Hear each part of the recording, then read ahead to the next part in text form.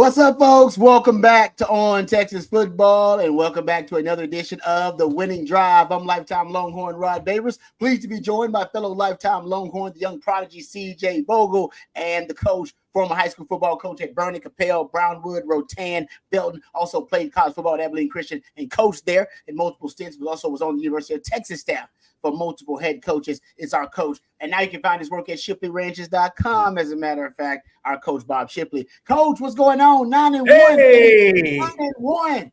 We're going for win number 10, and I'm all in, baby.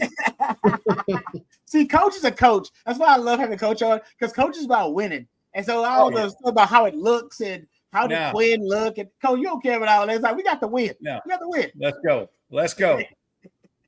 That's right. That's right. So we'll talk about the win. Longhorns 9-1.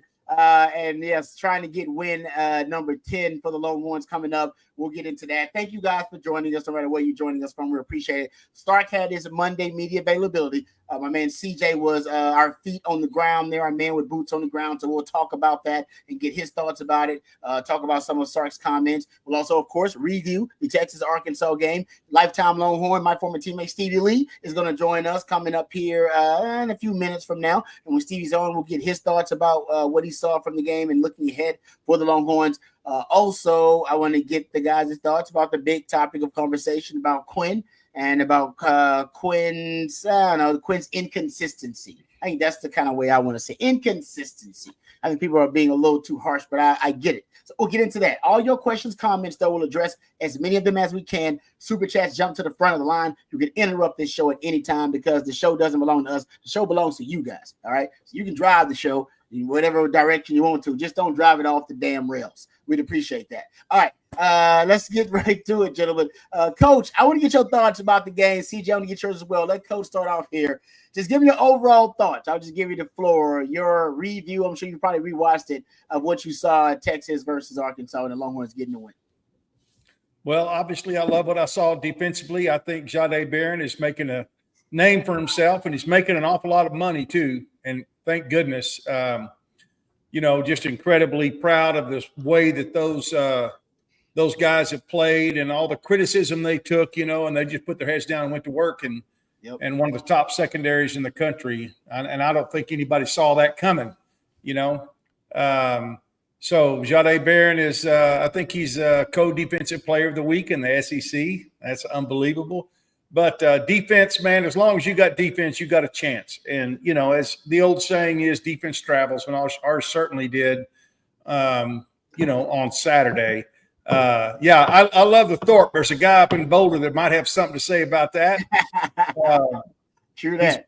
He's a pretty phenomenal player, but we still got some games left, and I think, we'll just continue to see him grow and make a name for himself.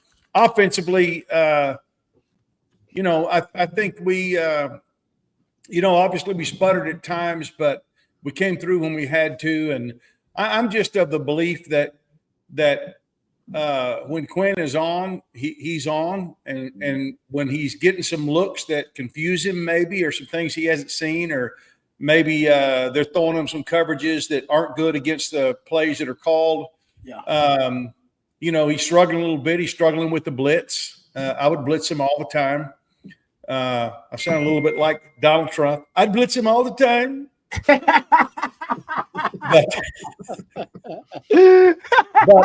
I do think. Oh, Coach, you just threw me down. Trump as a defensive coordinator. I love it. I mean, that's an SNL skit right there. Yeah. Integrated. Everybody loves my gold shoes. You better buy them before they're sold out again. We're going to throw the 3 high. We're going to 4 high, 2 high, all I'm telling you, it's crazy. It's crazy. Yeah. So we got them all over the place. That's great. It's okay. We're going to win. I think, but I think when the time comes, if Quinn cannot pull out of this roller coaster that he's on, I don't think at Kyle Field or any game from there on that if there's a chance of us losing, that they're going to go down with Quinn. I think we'll see Arch try to save the day. And that's just where we are at this point. We cannot afford to lose another game, in my opinion. unless it's a conference championship game. But I don't even want to lose that one, of course. But I don't know if they would pull him in the conference championship game. They could, but he's going to have to be more consistent. And he's to gain not only to gain the confidence of the staff, but the confidence of his teammates. And I have no idea what it's like in the locker room. I have no idea what it's like on the sidelines. I have no idea what it's like in the huddle. I have no idea what it's like in the quarterback room. But I do know that we can't lose another game, or we certainly shouldn't lose another game, in my opinion. And so I feel like that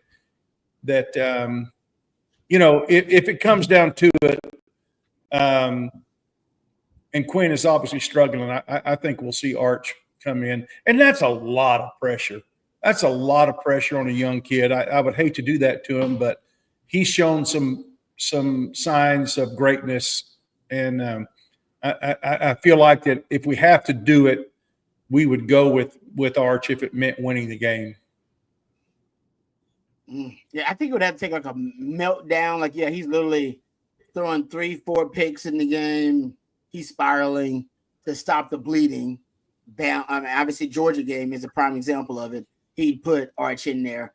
Man, hard to bench a quarterback who's been starting for a team that's lost, 3 games in the last 2 years. I don't know if I've ever seen that really happen. We saw it happen. We saw it happen in Alabama. But although Alabama had not struggled previously the way we've struggled over the last 10 years, but still, it's not unprecedented, and there's just too much on the line for this program.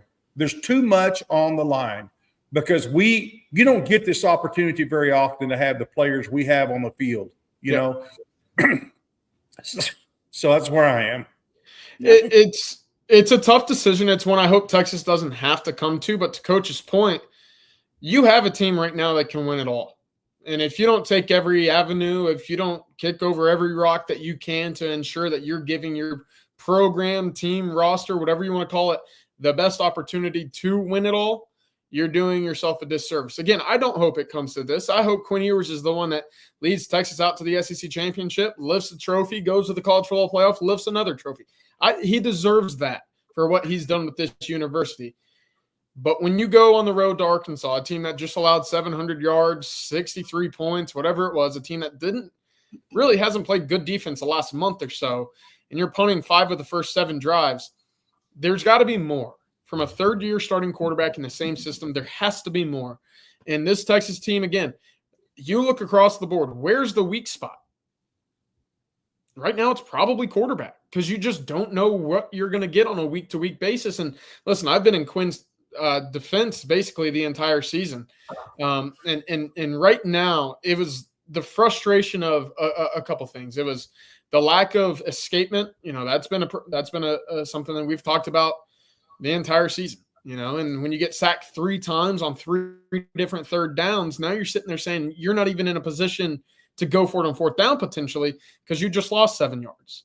Now you're punting again. And thank God Texas has the best defense in the country, right? Because that 10-0 scoreboard could have easily been 14-0 or 14-10. It could have been Arkansas up 17-10 or a tie game.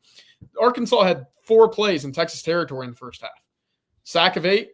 Or sack of 10, sack of 12, sack of 10, and a holding call. I mean, they lost yardage on every single snap that they had in Texas territory in the first half, and that's because of how talented that defense is. But if you don't have that, or if you're at least going up against an offense that can churn a little bit more out than what the Arkansas offense was able to do, you're looking at that first half offensively saying that's the reason why we lost the game. You can't be punting 5 of your first 7 drives and expect to win games moving forward. That's just not the case. And Texas has to find a way to complement the rest of the roster with the quarterback play. And right now it's been inconsistent all the way throughout. Yeah, that's a good point. I think the offense has been inconsistent, and maybe that just relates back to what you guys are saying, that Quinn is inconsistent and he is the identity of the offense. It runs through him. But, I mean, your run game's inconsistent, all right, because you don't really have a dominant run game. Your offensive line's been inconsistent in terms of pass protection and run blocking. Now, I know Quinn was self-sacking himself, versus versus Arkansas, which is a new one for them, and that's unacceptable. But I think the offense overall has been the backfield, the running backs. Probably the only thing consistent about the offense, honestly, is Gunnar Helm and the wide receivers. Everything else, quarterback, O-line, running back, has all been inconsistent. All of it. And that's why I don't know if you have an identity offensively. I think your identity, I think Sark figures it out game to game. I think every game it ends up, that's why it ends up looking a little different game to game. I think he figures it out game to game based on how the defense is going to game plan against us. And I don't know how my quarterback's going to play. I don't know how my quarterback's going to play. I'm not sure how my O-line's going to play. If my quarterback doesn't play well, I don't have access to all of my weapons on offense. And I think Sark, I think kind of figures it out, coach. And I'll give him a ton of credit. He did that gotta have it drive, the second touchdown drive. That was a brilliant display of play calling and understanding your limitations because your quarterback is a little off right now and calling the play. Even that 3rd and 13, when he calls the screenplay, the Jaden Blue, just 17 yards on it when they're trying to seal the game. I mean, talk about feel of the game and knowing how your opponent's going to play you. And that was a brilliant play call. Great execution by the guys. But I think Sark really did dial it up in terms of his understanding the complementary football element. My defense is playing well. My quarterback is off a little bit. These are the things, the 3 high defense counters, what I do really well. These are the things that I can do now. So I'll give him credit, but I don't know if they have an identity, coach. I think he figures it out game to game. Give me the one thing that they can rely on game to game offensively. No, I think you're exactly right. I've never heard it put that way, but man, that hits the nail on the head because Sark is kind of like he never knows. It's kind of like Forrest Gump and that box of chocolates. I mean, he doesn't know what he's going to get from week to week. Yeah. Not only from his own team, but starting with defense. He doesn't know what he's going to see defensively, but then he doesn't know what he's going to see offensively because it depends on, first of all, the quarterback and then the offensive line and then the running backs. And he has to adjust to 2 things. He's got to adjust to the defense. He's got to adjust to who's hot on the offensive side of the ball. That's a great point. I've never thought about that, but I think that's a great point to give credit where credit is due. And that is Steve Sarkeesian is finding a way to win and just piecemealing the offense together, play calling to do whatever we have to do to win. And that worked Saturday, and it'll probably work this Saturday. I don't know if it'll work the next game or any game after that. We'll have to wait and see. Yeah. No, like I said, and I'd say I'm with you, Coach. I'm just giving Sark the credit. It's alarming, I guess, for some Longhorn fans, but like I said, it's just rare you don't have that one trait or asset to lean on offensively. This is what we do well. And I think Texas had that the first couple of years of the Sark, even when they were 5-17. You had Bijan, you had Rojo, Jay Brooks, you knew X-Man, just some things you can count on. And I don't know if they can count on those necessarily week to week, but I think Sark just knows his team and he's winning with complementary football now. So I'll give him a lot of credit. Hey, just get the win. Just win, baby. That's what Al Davis, the late great Al Davis would say. All right, let's hit a couple of questions here before, and we'll have my man Stevie Lee coming on with us a little bit later on. How about this one? Drew wants to know from you, CJ, how loud and rowdy was it inside the stadium on Saturday? Yeah, it was loud. It sounded like it was going to be a tough place to play coming in, and it lived up to the expectations. So, Arkansas fans don't like Texas. And when Texas was taking the field, they let them know that, hey, they weren't very welcomed on the field in Fayetteville. So they made it a tough environment for the Texas Longhorns. There weren't many false starts, which I thought was a good sign for the Texas offensive line. I don't believe Texas had a delay game in that game. So if you want to talk about the positives offensively, hey, the pre-snap penalties from the offensive line, non-existent for the most part. You didn't turn the ball over from the quarterback position. That's a great sign. Those are 2 really important, crucial areas of the football game that can turn a game on its head. Penalties, turnovers. Texas didn't do all that much of it on Saturday, and I think that should be highlighted as a result of, hey, it was ugly, but a win's a win. Here are the positives. Those are some that you can point to as well. Yeah, no, I think there were a lot of positives actually. I feel like now my view and perception of the team is different, guys. Like I brought this analogy yesterday. I was actually talking to my wife about it. I've been reading too many kids' books because I got a 13-month-old in the house. So reading the Ugly Duckling. And to me, the Ugly Duckling is not just about obviously Ugly Duckling syndrome. We talk about it now from going from a kind of a late bloomer to being, from being someone who's unattractive to being obviously somebody who's very attractive. That's kind of how we see it these days, Ugly Duckling syndrome. But the book also is about perception of beauty and definition of beauty. And Longhorn fans, including myself, we come on here week to week and we complain about the Texas offense and the inconsistency of it. O-line protection, not enough pushing the run game maybe average. What's up with Quinn and his inconsistency, regression, whatever. And we go over these different topics. And the truth is that's because our perception of the team may be distorted. Because we look at Sark, we look at the offense, we look at all the weapons, the best quarterback room in the country, the depth at wide receiver, the O-line, big humans, and we say that should be one of the best offenses in the country. It should be elite offensively. And they're not elite offensively, but they are good. But the truth is the most consistent element of this team is the defense. The identity of the team is the defense.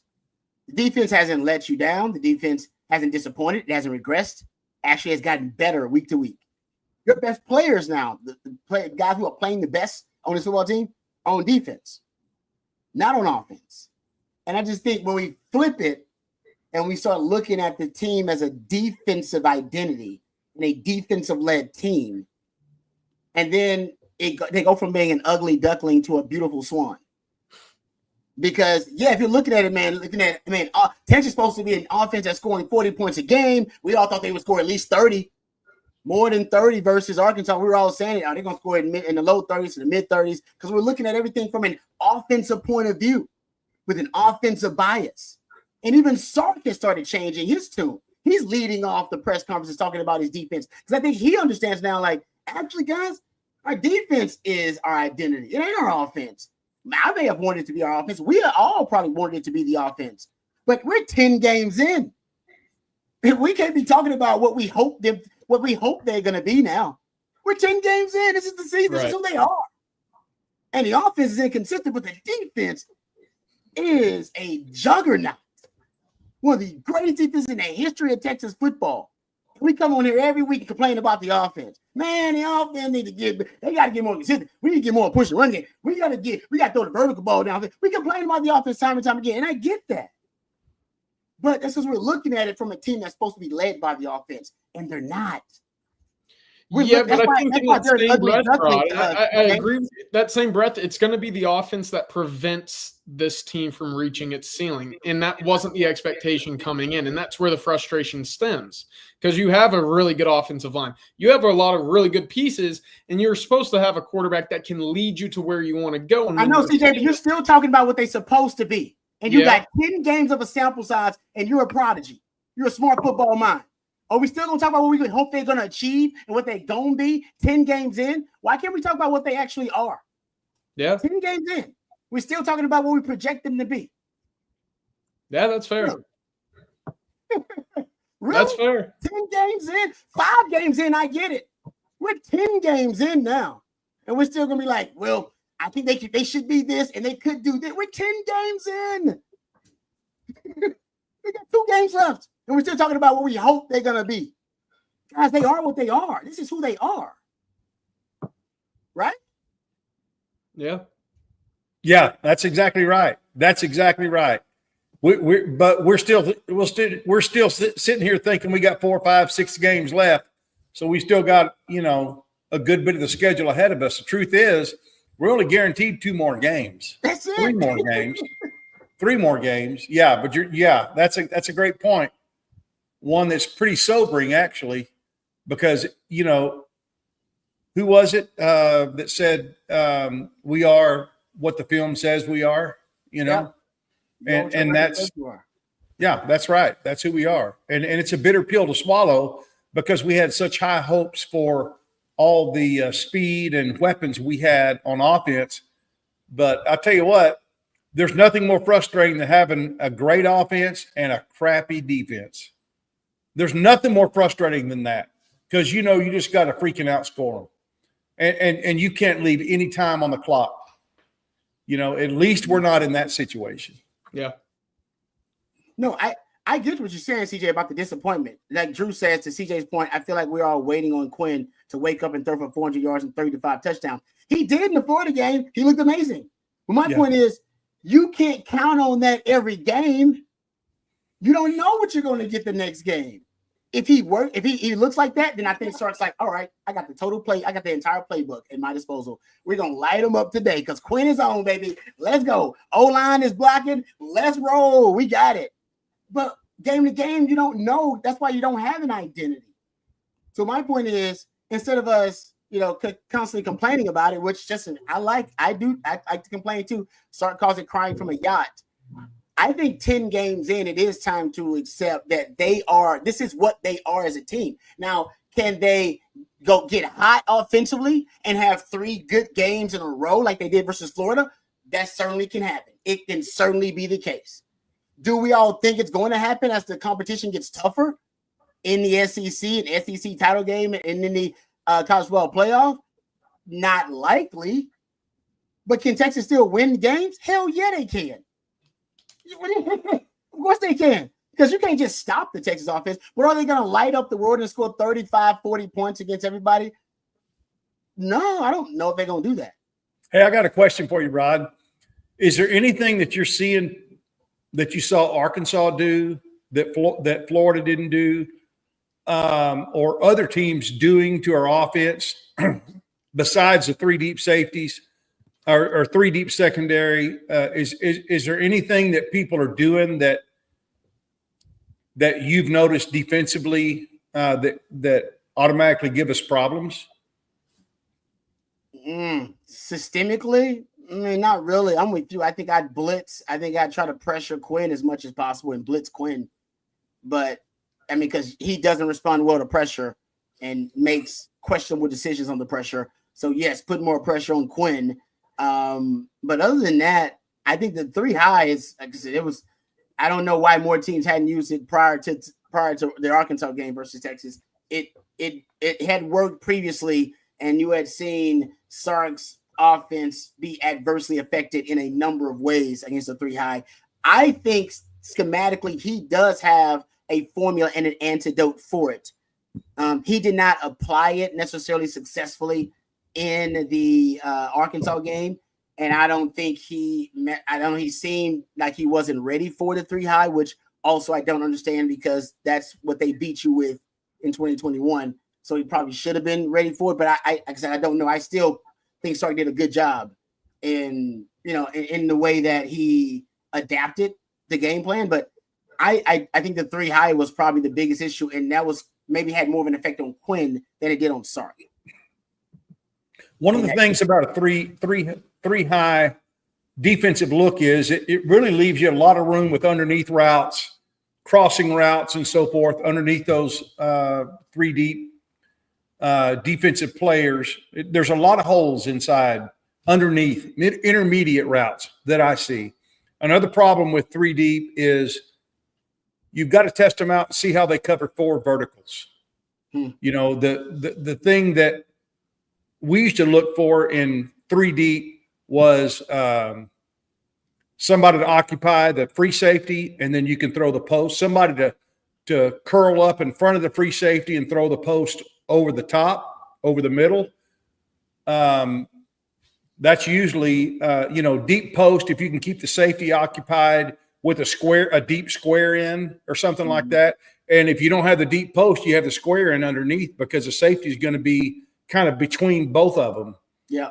So there's some things. And obviously Sark knows that. I mean, he knows that. If I know that, he certainly knows that. He's way smarter than I am. But that's how you attack a 3 deep secondary is you try to occupy the free safety in the middle, and then you've got your skinny post over the top. If we were better at throwing the deep ball, then we could give people some problems. But Quinn is Saturday, Quinn looked completely lost throwing the deep ball. I mean, it looked like he was just throwing it up a prayer every time. And that's not going to win you championships. Yeah, I did like what Sark said today, though. Sometimes, regardless of the look from the secondaries, regardless of how open a guy is, the call in the play is just, hey, throw it deep. Make them respect that the deep ball is an option because, listen, he's heard it. Quinn's heard it.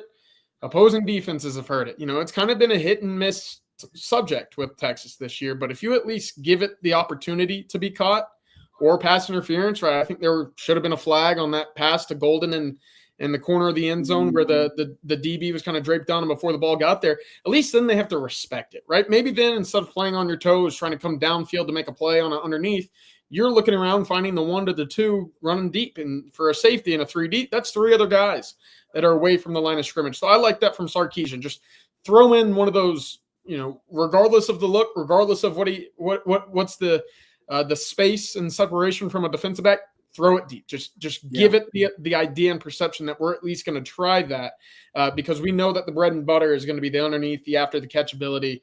That's where you see, I think the maturity for Steve Sarkisian as a head coach and a play caller saying we might not have everything grooving 100% right now, but we got to at least give off the perception that we've got this thing rolling. And that's something that I think has certainly been added to his game this year for Sark, where we probably wouldn't have seen that in years prior. Yeah. No, I mean, Quinn's gotten better at the deep ball, but he's never been a great deep ball passer. And I think they've gotten better at it. That is something that I think Sark has had to adapt to and had to curtail with his offense. And when Arch is the starter, and I'm not saying put Arch in now, the deep ball will come back into Sark's offense because he's a better natural deep ball thrower. But like I said, he's got to work on his touch on some of those short, quick, intermediate throws that Quinn is so good at. All right, good discussion there, guys. All right, let's get to how about this one from Shivam says, Rod, do you think we go back to the jumbo package to combat the 3-high defense? Thank you, Shivam. I have no idea why we have not seen the Big 11, Big 12 package, which I thought was specifically geared toward being a counter or one of the solutions that Sark had come up with for the 3-high. Because one of the things that makes the 3-high so special is disguise. It's because it's new. First of all, it's been around for less than 10 years. So it's relatively new. You don't have kids growing up in 7-on-7s. Now they are, but in 7-on-7s in middle school and high school football, learning how to have natural baked in cover 2 deep beaters and single high beaters, right? The 3 deep. So 3-high, by the way, 3-high is just a presentation. They still run all the same coverages that you run with 1 deep safety and 2 deep safeties. They just get to them differently.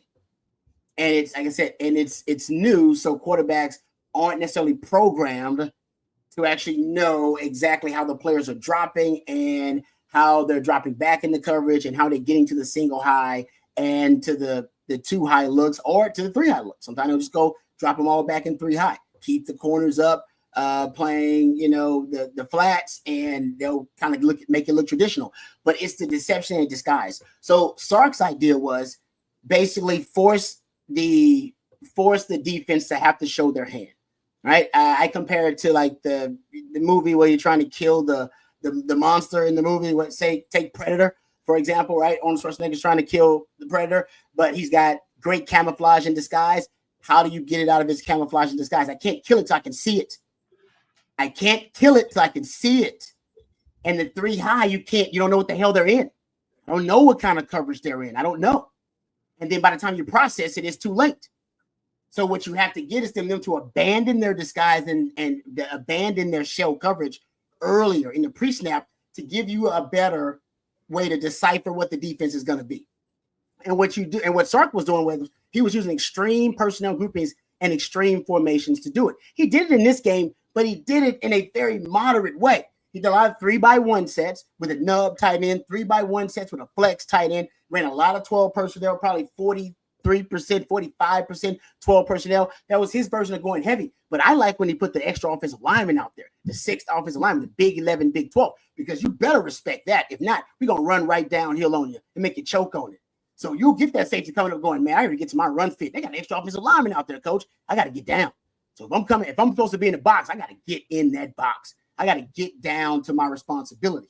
And so an extreme personnel grouping, right, a heavy personnel grouping, I think some of the pony does that as well. But heavy personnel makes you have to abandon that disguise, right? All right, makes you have to give up the camouflage and show what your real hand is. Same thing with formations. You go in extreme empty formation. They did it in the Trey Weissman was the empty reload. The Trey Weissman, longest pass play of the game, was the empty reload from a condensed compressed set. Start out empty. You put Trey Weissman back in the backfield. Defense loses him, and he ends up on the mesh rail, wide open. Boom, pops it.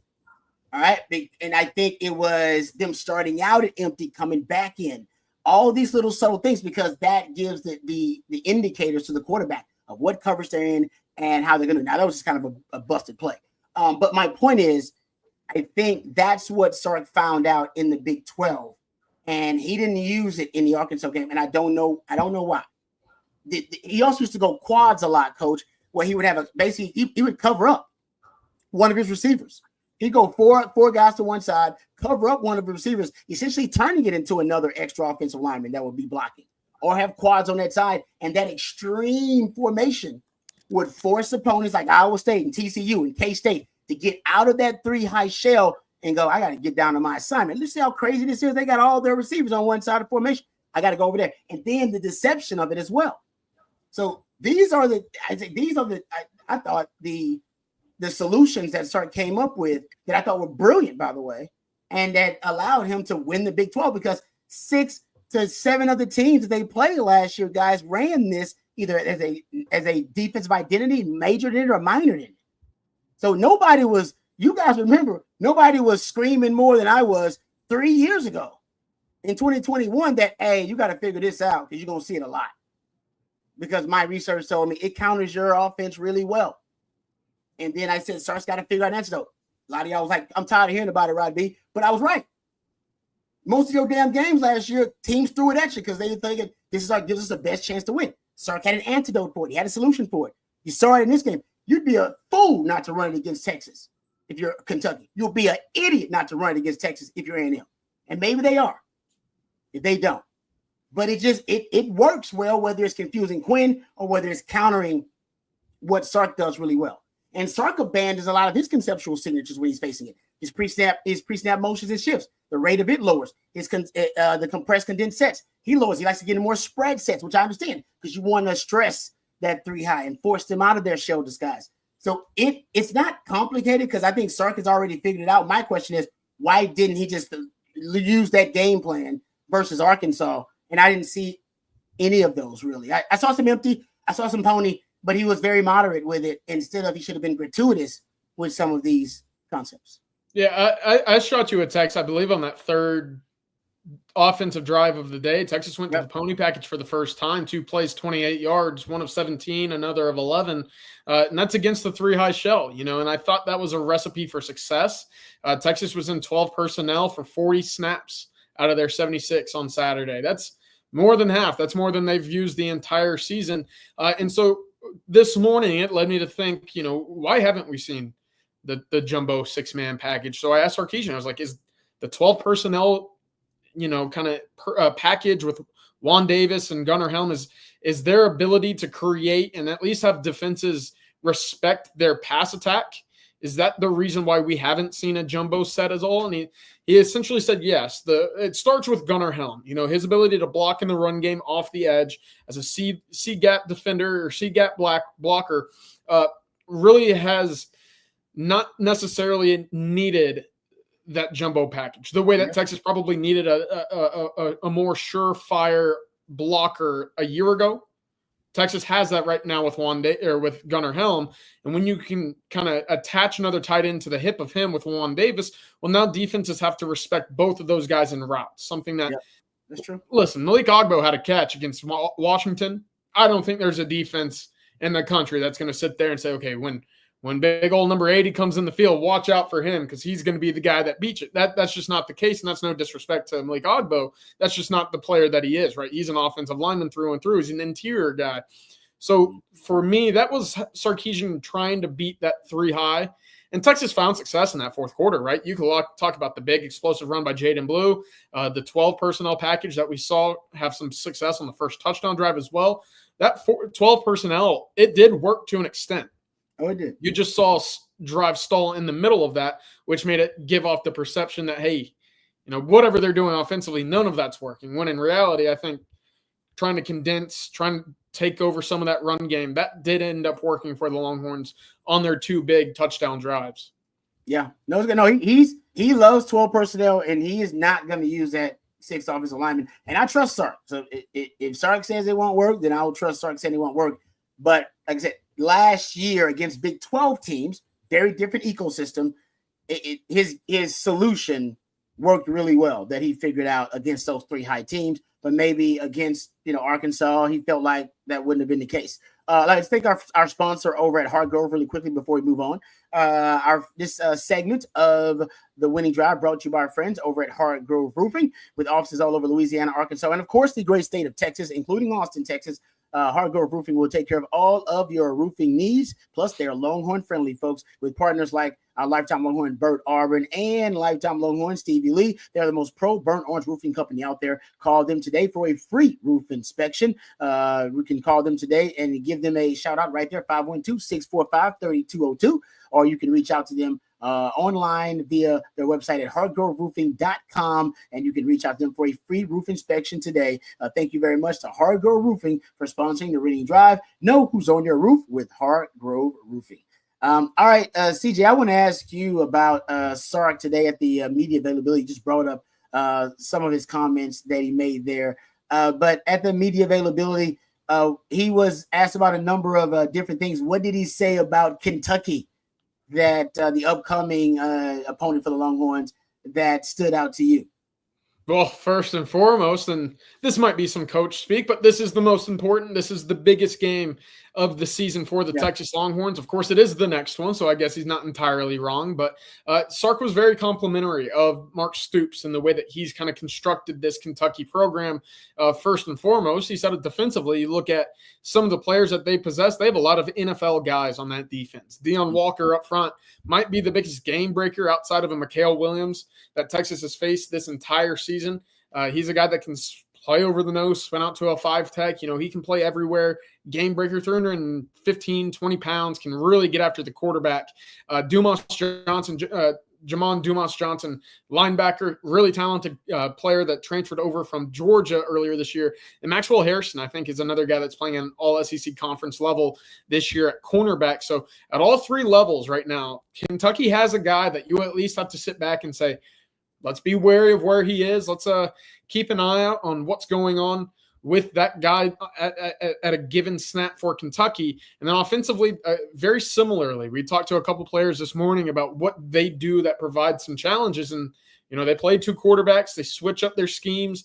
They try to be physical at the line of scrimmage, establish the run. So we'll see what type of success they'll be able to have against Texas this Saturday. But right now, Sarkeesian's got this team believing that this is the game that's going to prevent them from playing for everything that they want to achieve this year. And normally when you have that type of, buy-in to a given week, your team has an added focus, and senior day should certainly help that right down the road later on this weekend. Yeah, no, it's a good point. I think I said earlier, I believe you agreed too, CJ, and Coach, you might have been on board with this as well, that the perfect trap game was Kentucky on the schedule prior to the season, in the offseason, because of where it was on the schedule between 2 of your rivals, where you had to go on the road at Arkansas, at A&M, and sandwiched in between was Kentucky at home. Perfect situation. And it's not on the road. That would be even a better trap situation. But that is a trap potential game, because there's a lot of elements of distraction prior to the game, and obviously with the Aggies on the schedule and on the horizon after Kentucky, and with everything happening now, the college football playoff and where the Longhorns are and where they're ranked. What are your thoughts about the trap game situation or potential of this Kentucky game? Hey, if we can't get ready to play Kentucky and beat them, then we don't deserve to be in the SEC championship, and we don't deserve to be in the college football playoffs. I mean, championship teams come to play their best. They don't play to the level of their opponents. They play at their level every single week. And if we come in against Kentucky and lay an egg, then we don't deserve post game. I mean, playoff stuff. We don't. And I don't think this team is about that. I think this team will come in ready to play. And I think this staff is very focused on what they have to do to win, even though it may not be pretty, but we're winning. And I think the guys will be ready to play. I thought originally this is a trap game. Now, when you see what's at stake, we've already had our one gimme against Georgia. You don't have two gimmies in this conference, before the conference championship game. You just don't. And so great teams show up no matter who the opponent is. And if we don't show up Saturday, then we're not who we thought we were. But I think we will show up. And if you look at the schedule for Kentucky, they're a bad football team. There's no doubt. I mean, this is only a 4-win team. But when they've played big-time opponents, ranked opponents, that's usually when they play some of their best football. Played Georgia close, 13-12 loss to Georgia. Played Ole Miss close, 2017 loss to Ole Miss. Vanderbilt ended up being a good team. They lost 20-13.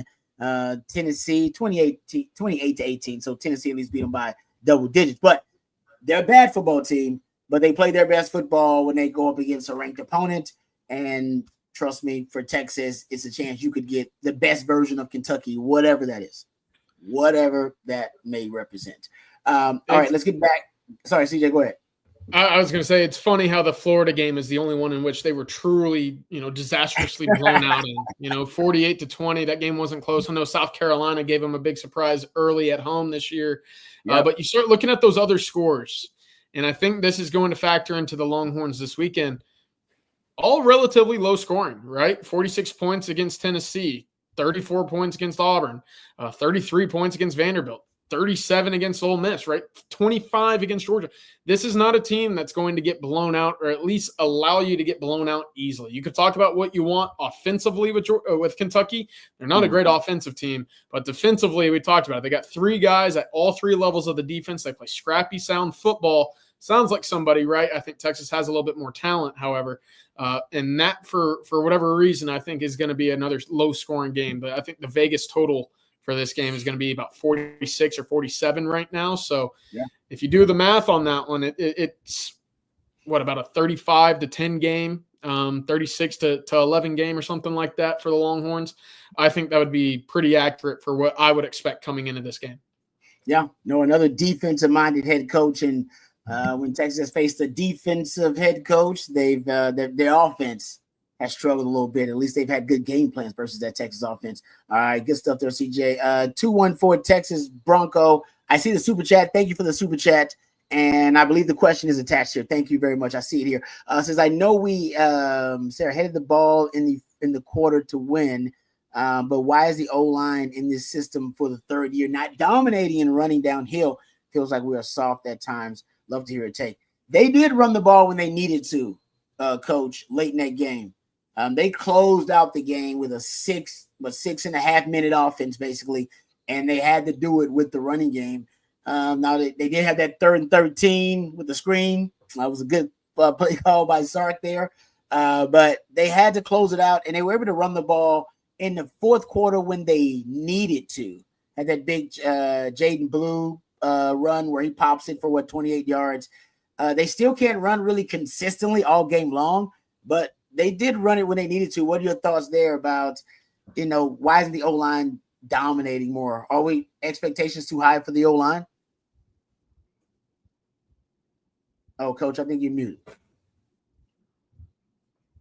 Oh. No. We might have lost Coach. I'm sorry. I would like to see us try to run the ball more consistently. We come out and we'll throw 5 or 6 passes in a row to start a game. It seems like, although I think the first play in this game was a run, but then we were in the first quarter, a steady dose of throwing the ball, and maybe they're trying to loosen up the defensive front. That's probably what they're trying to do. But I saw times when Arkansas had a 5-man front and we're still throwing the ball, and I don't really understand that unless they felt like it was a 3-deep look and they felt like there was some space underneath, Yep. But we have to be more consistent running the ball, and Jaden Blue shows flashes of being a great running back. He really does. And hopefully the fumbling is, taken care of. I know, I guess he had one fumble the other day when the ball was ripped out from behind. He didn't see the guy coming, but you work on that in practice all the time. You have to assume there's a guy breathing down your neck coming from behind you, and you got to carry the ball high and tight. He got a little bit relaxed with the ball. You couldn't really see it on the TV view, but obviously he did carry the ball loosely and it got punched out. Thankfully, it went out of bounds.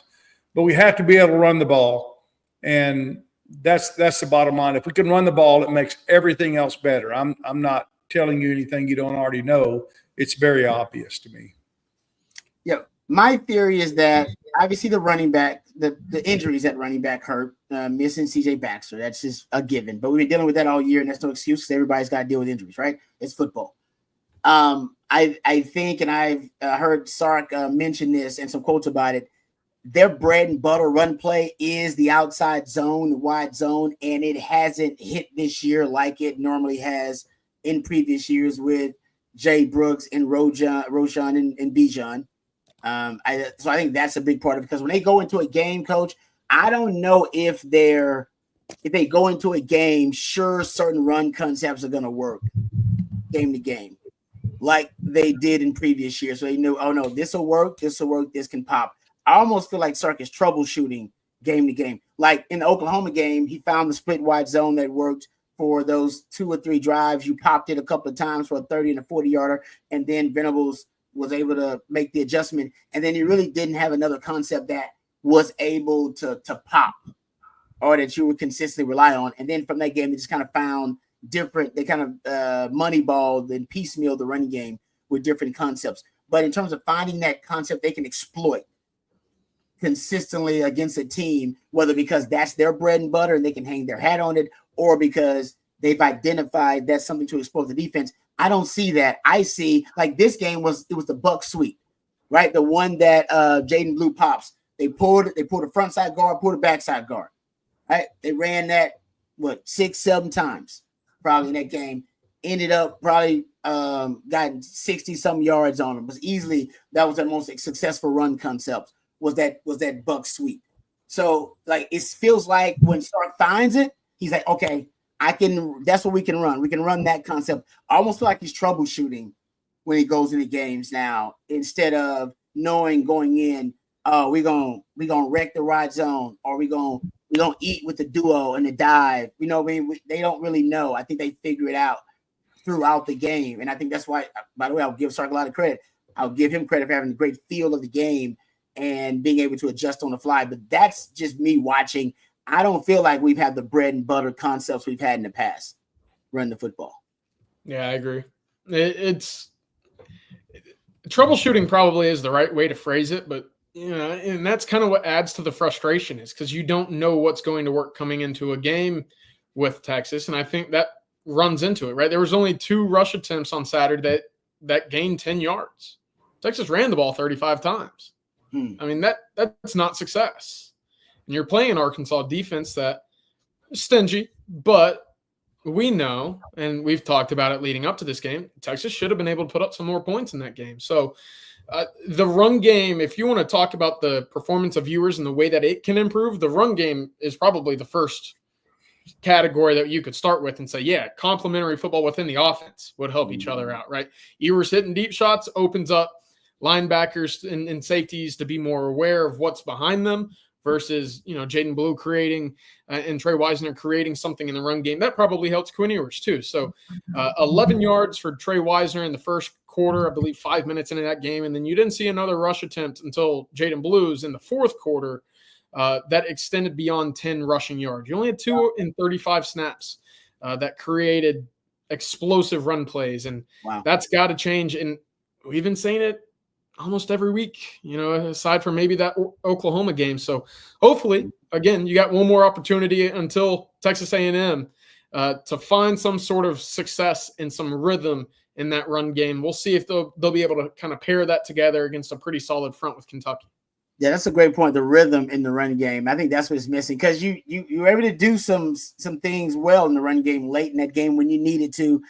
You brought the Oklahoma game when they leaned on the run game to win that one. They had 3 rushes by running backs over 10 yards in that game. They were all the split wide zone. It was all within like those first, like it was all within 3 like series of one another. He hit him. He figured it out. And I feel like that's kind of what's happening game to game. All right, getting back to the questions. Let's get back to the question here. How about this one from my man CB? He says, Rod, if Jade Barron wins the Thorpe, you need to update your DBU rankings that you did years ago. I will do that, CB. I haven't had a DB inspire me to update my DBU rankings. Coach, I once ranked all the greats in DBU. I believe I got like to 50 in the 50s. I believe I ranked like the number 50. And I was not biased about myself. I ranked myself, I want to say I was 22nd or 23rd. So I was not biased about Rod B. Go get a high. No. And I tried to rank myself appropriately, but that's how deep DBU is, man. I didn't make the top 20, guys. I didn't make the top 20. Does Jade Barron make the top 20? Oh, God. He's right now. Not Jade Barron. Dude, he's in the top 10 right now. I think easily right now to kind of say he's going to be a Thorpe Award finalist. How many guys have been Thorpe Award finalists? Now, prior to the Thorpe Award, because I don't think it existed when Jerry Gray was around, right? It wasn't. I don't know if it was around back then. So he probably would have been one of Johnny Johnson, those kind of guys. So I don't know. I'm going to do it though, CB. CB, you've inspired me. I will get it done. I will at the end of the season, I'll have it done by then. I'll give you an updated DBU rankings list. Thank you very much, CB. Appreciate that. That'll be good stuff. Yeah. Oh no, it was very controversial last time. I had DBs, coach from DBU, hit me up. Had Vance Bedford hit me up and William Graham hit me up. I'm like, guys, you're like, man, you must have forgot about this. You got these stats wrong. You got this wrong. I'm like, guys, I just used Wikipedia. Don't be mad at me. You know? All right, let's get back to it. How about this one from Kelly? Kelly _horns up says, CJ, what's up with Jamie French? Sounds like he is interested in Florida for some reason. Uh-oh. Yeah, coach. Well, he did take an official visit to Florida this past weekend. The idea of playing with DJ Lagway, someone that can, will be there for multiple years with him, is an explosive talent, can attract from in-state, is something that they're pitching to him, as well as a pretty lucrative NIL deal as well. But right now, listen, Texas still feels confident that they'll be able to hold on to the 5-star wide receiver, but it's going to be a little closer than I think many are expecting. Of course, you're about 16, 17 days away from that December 4th signing period. Texas would love to get him back on campus this weekend against Kentucky.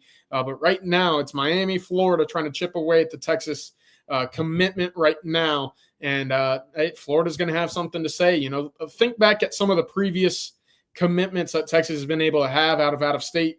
It was CJ Baxter last year that, listen, folks really wanted to get him into Tallahassee, to Gainesville. They made runs at him. Jarrett Gibson was another one that in-state programs were trying to poach away. Now it's Jamie French. This is something that happens whenever you recruit nationally. Fortunately, Texas with Arch Manning, Steve Sarkeesian, Chris Jackson, they're kind of run on wide receivers right now. That's something that they'll have in their back pocket when it comes down to it. All right, like that. William Niche says 6:30 night game for Texas versus Aggies. Is that set?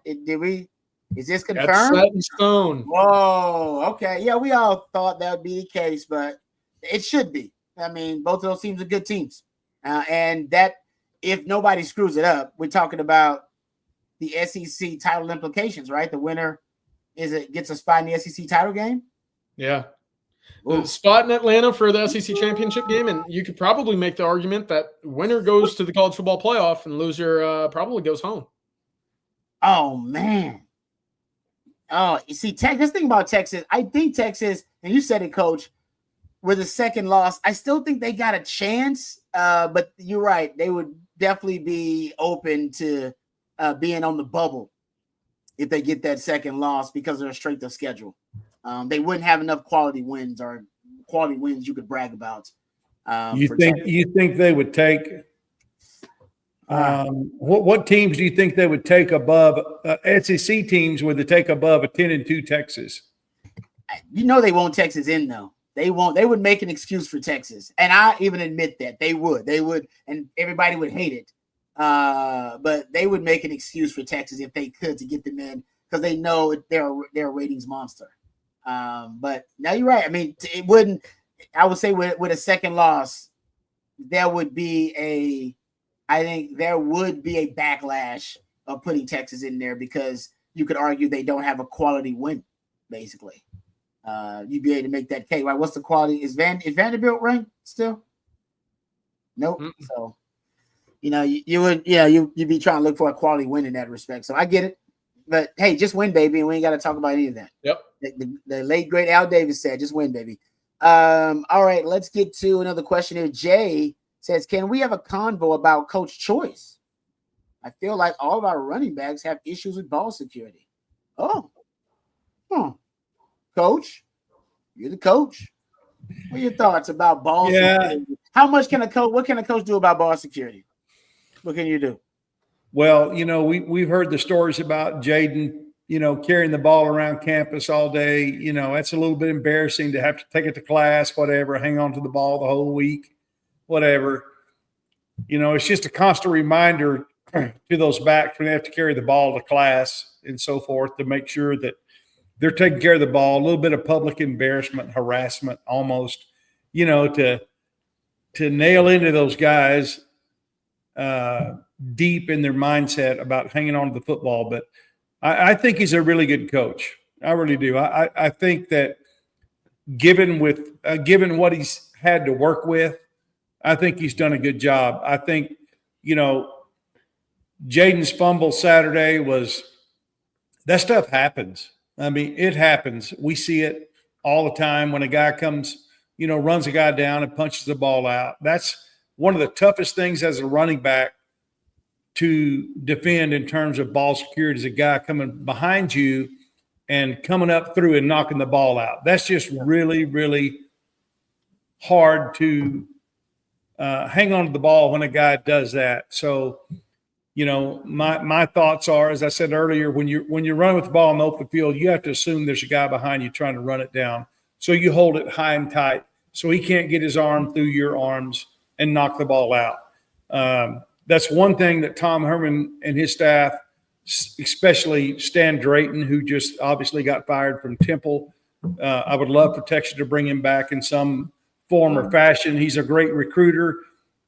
He's a reason that we had Robinson here. He recruited him and helped recruit him and coached him. And of course, the other great backs we have that are in the NFL right now are because of him. But you would see our backs running with the ball almost like they couldn't run full speed because they were holding it high and tight so nobody could punch it out. Yeah. You remember that? I remember it distinctly because he preached on it all the time when I was on staff with him at Texas. And it's a little over-exaggeration, but coaching that way, but it certainly will help in ball security. But I think Choice is a really good coach, and I think we have to trust him and know these guys are human, and sometimes they're going to lose the ball. I was a running back. I know what it's like. I fumbled the ball twice in one game. I have no idea how I did it. It was just kind of like crazy things happen in one game, and I don't know how it happened, but all my fumbles happened in college in one game. Wow. I can't explain it, but it just happens. And sometimes you can't explain it. You're trying to fight for extra yardage and a guy rips the ball out. It is what it is, Yeah. Other guys on scholarship too, as Matt Brown would say.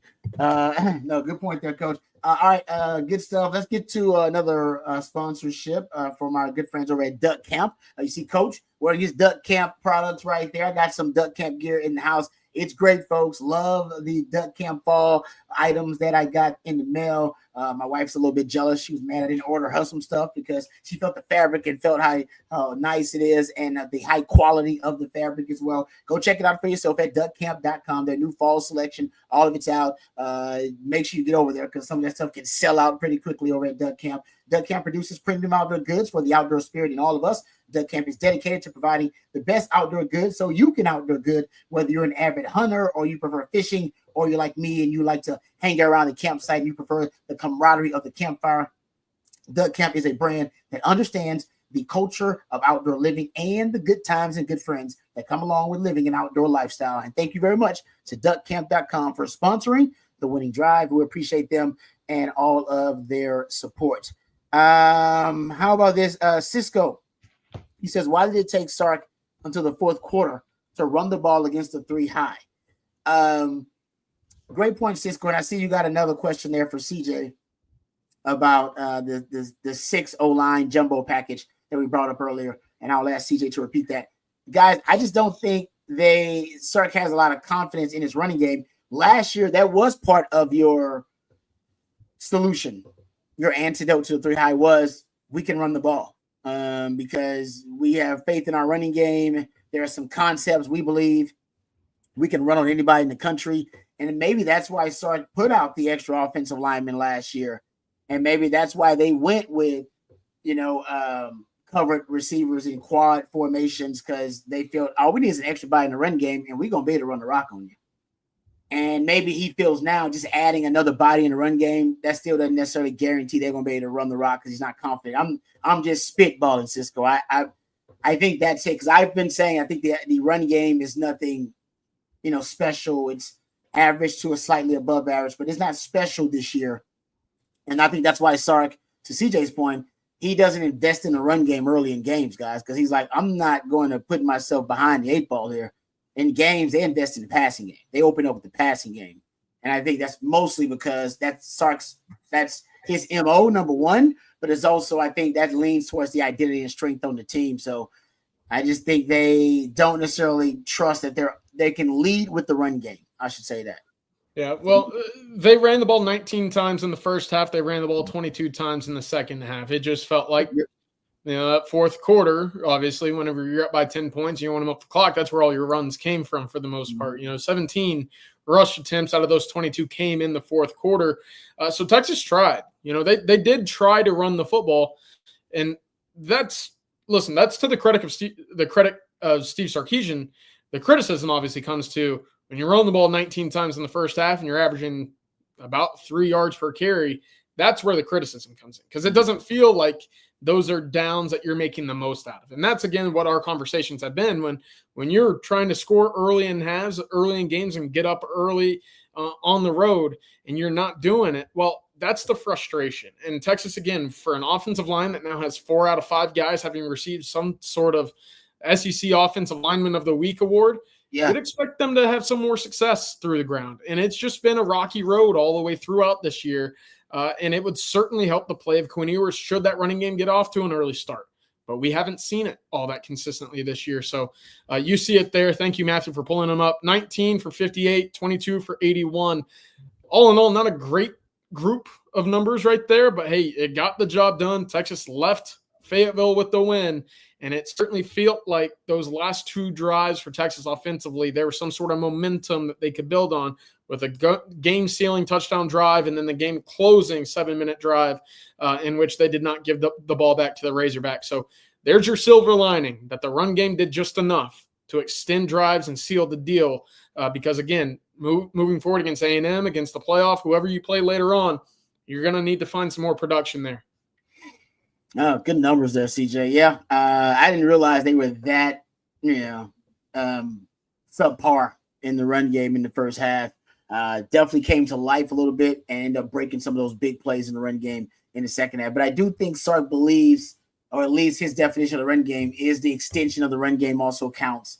The short, quick passes, the behind the line of scrimmage throws that also can end up breaking for big ones. The screen game also being a part of that too. All right. Thank you, Cisco. Oh, and Cisco also wanted CJ to repeat what Sark said about the 6 O-line jumbo package. that you brought up earlier, CJ, that he might have missed that comment. Sarkeesian said essentially what he was saying and insinuating is the trust that he has in Gunnar Helm to be that extra inline blocker outweighs that of what would be a 300-pound blocker with a Malik Ogbo or Nato Umeozulu, right? Gunnar Helm, his ability to block off the edge at the tight end spot, but also become a passing threat in the downfield attack. That is something that Texas didn't have, at least in the same player a year ago, where you might have had the downfield attack, but not the inline blocking. This year, you have it all in the same player with Gunnar Helm, and you can combine a Juan Davis, who Sarkeesian singled out by having one of the bigger, more impactful plays of the game on a 2nd and 8 near the red zone. He catches a check down, makes 2 guys miss, falls forward for a first down. That doesn't happen if Juan Davis is replaced by, let's say, a Malik Ogbo in this instance, right? That's what that 12 personnel allows for the offense to do. And for Sarkeesian, philosophically speaking, I think that's what he wants. More speed with the idea to be able to give off the running look as well. Yeah, no, good stuff there. All right, thank you guys for the questions. Let's thank another one of our sponsors before we get close to the end of our live stream here. The friends over at Flat Creek Estate Winery. We're really grateful to Flat Creek for being a proud sponsor of the winning drive. We appreciate them. Did you know the most awarded wine in Texas is actually the vineyard closest to Austin? That's right, folks. Flat Creek Estate Winery, just minutes from downtown Austin, and they've won award after award for their vintage wine, Super Texan. It is one of the best, folks. I've had it myself, but my wife, she is a huge fan, and so is her mom, actually. She came in town, we gave her the Super Texan, and now she's trying to order it, actually, to the Pacific Northwest up there in Idaho, because she loves it so much. So big fan. You can find it over there at Specs. You also find it at Central Market. I do some shopping there and saw a Flat Creek display. So it's starting to, the good word is starting to spread. Of course, Flat Creek, not only great for producing some of the most premium wines out there, but also is a gorgeous venue with barbecues and wine tastings every single weekend. Perfect for a day date with your significant other or a weekend getaway with your significant other. That's Flat Creek Estate Winery, flatcreekestate.com. Thank you very much for sponsoring the winning drive. We appreciate all of your support. All right, guys, I want to get you guys' thoughts really quickly overall about Alfred Collins. We talked about Jahdae Barron, and we can talk about Jahdae Barron too. I mean, both of those guys. Honestly, I think Jahdae Barron and Alfred Collins kind of deserve their own discussion here from the way they played and how Alfred Collins is playing. Shout out to my man Jeff Jones, because I saw him over at K-View. He put this out there. Dane Brugler just recently had a tweet about Alfred Collins. Just read the tweet for you. He says, Texas defensive tackle Alfred Collins is great example of an NFL prospect who has made, and just a lot of dollar signs here, by his play in 2024. Says 6'5.5", 319 pounds, 34 3/4-inch arms. His disruption and effort show up consistently on tape, including his FF grade that locked up the win Saturday. Says here, day 2 grade, gentlemen. Ooh. 2nd round pick already. That's what he's trending that way. So we've had a kind of a 4-game stretch. That's the best stretch we've seen from and thank you very much, Matthew, for bringing that up. I didn't even tell Matthew I was bringing it up. He just found it because he's awesome. But what are your thoughts, guys? Already saying this guy's going to end up being a 2nd round pick, and the season ain't over. He could make some more money. What a bolt of production and disruption that he's brought to this defense over the last 4 weeks, right? You know, it was kind of everything Texas fans were hoping to see from Alfred in his career, and it's taken some time to get there, but to his credit, I would argue there's not been a single player on this roster that's earned themselves more money this season alone than Alfred, right? Texas losing Tavondre Sweat and Byron Murphy from a year ago. Who's going to step in? Who's going to be the guy that helps maintain that level of play? Well, Alfred running across the middle of the field to break up a jailbreak screen and force a fumble. Listen, Tavondre Sweat and Byron Murphy, as good as they weren't making that play, you know, and that's just the strengths and the weaknesses that both provide. You know, he's a little bit more athletic. He can get out in space and make plays like that. He's not as great of a run stuffer, obviously, but that's some of the maturity and consistency that we've seen more of with Alfred Collins, and it's been welcomed with open arms by the Texas faithful because he's been tremendous recently.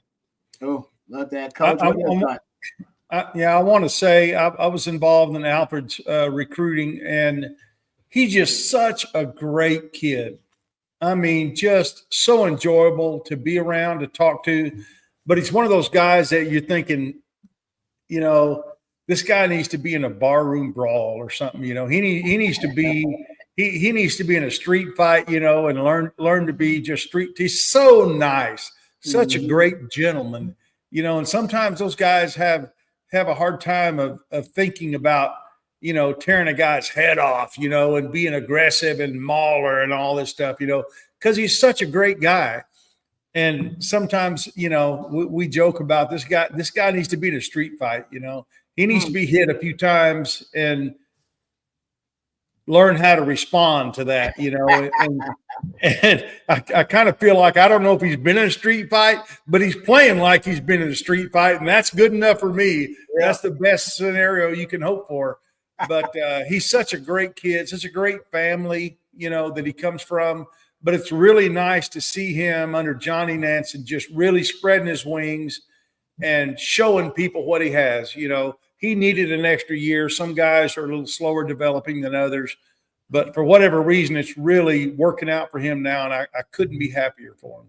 Yeah, I see a couple of posts trying to make comparisons. I see Todd Lacey says Alfred Collins equals Leon Lett type player. I like that Leon Lett comparison there back in the day. The big cat.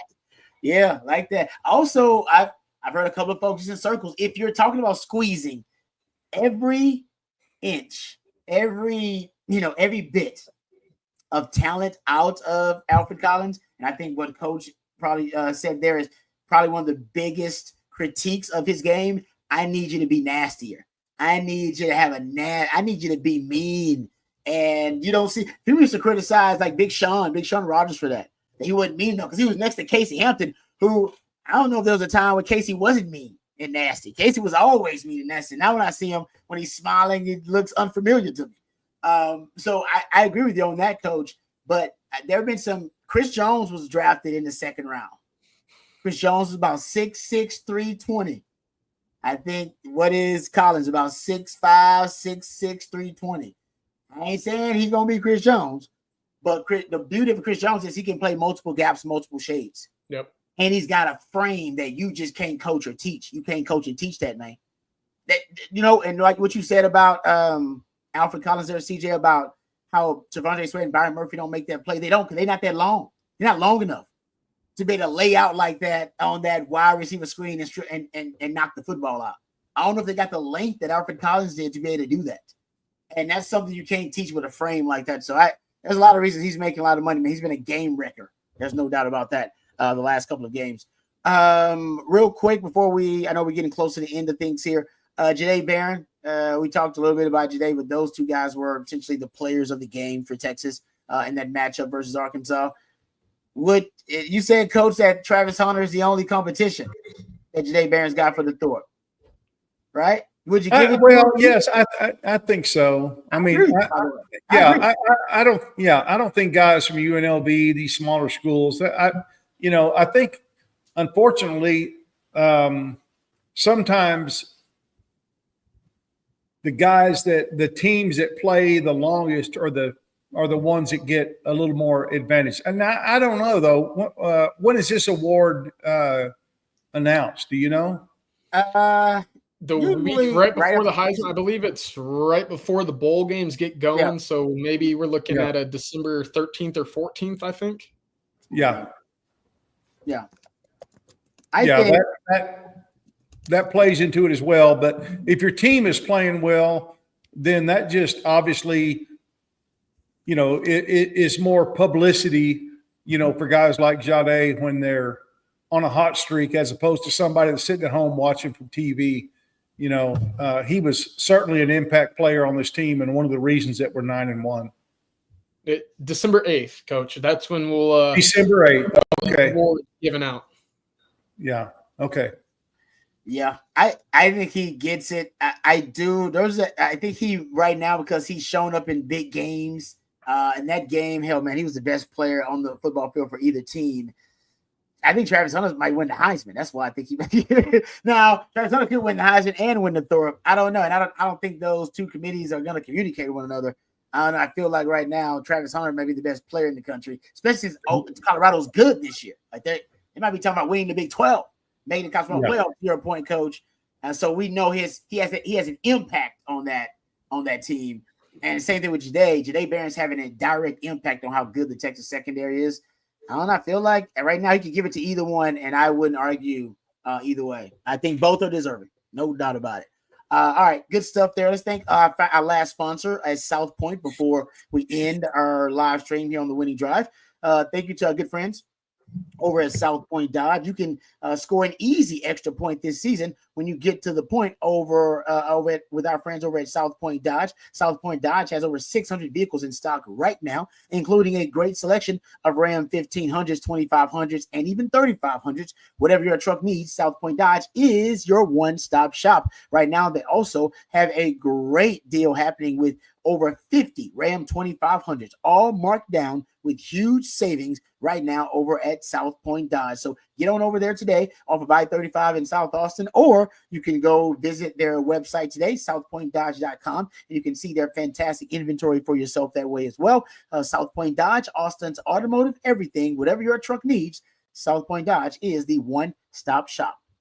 Thank you very much to our friends over at South Point Dodge for sponsoring our the Winning Drive and our live stream here. Thank you to Matthew behind the scenes, doing a great job as always. Matthew is the real MVP. Thank you, Coach. We appreciate all the wisdom and the knowledge. CJ, appreciate all your hard work and all the nuggets. We appreciate that as well. Guys, remember, tomorrow you'll have our Tuesday night live stream. It'll be at 7 p.m. tomorrow. We'll be talking about the college football playoff rankings that are sure to be released. We'll also get into, don't forget, also at 8 a.m. tomorrow, we have coffee and football as well. And they'll be talking, I'm sure, about the upcoming opponent for the Longhorns, the Kentucky Wildcats. So any questions that we didn't get to, any comments we didn't address, please shoot them to the guys over at Coffee and Football at 8 a.m. tomorrow, or just save them for our Tuesday night live stream at 7 p.m. For Coach Bob Shipley and for CJ Vogel and for Matthew behind the scenes, thanks to all of our sponsors, duckcamp.com, southpointdodge.com, flatcreekestate.com as well, and hardgroveroofing.com for sponsoring the Winning Drive. And until next time, hook 'em horns.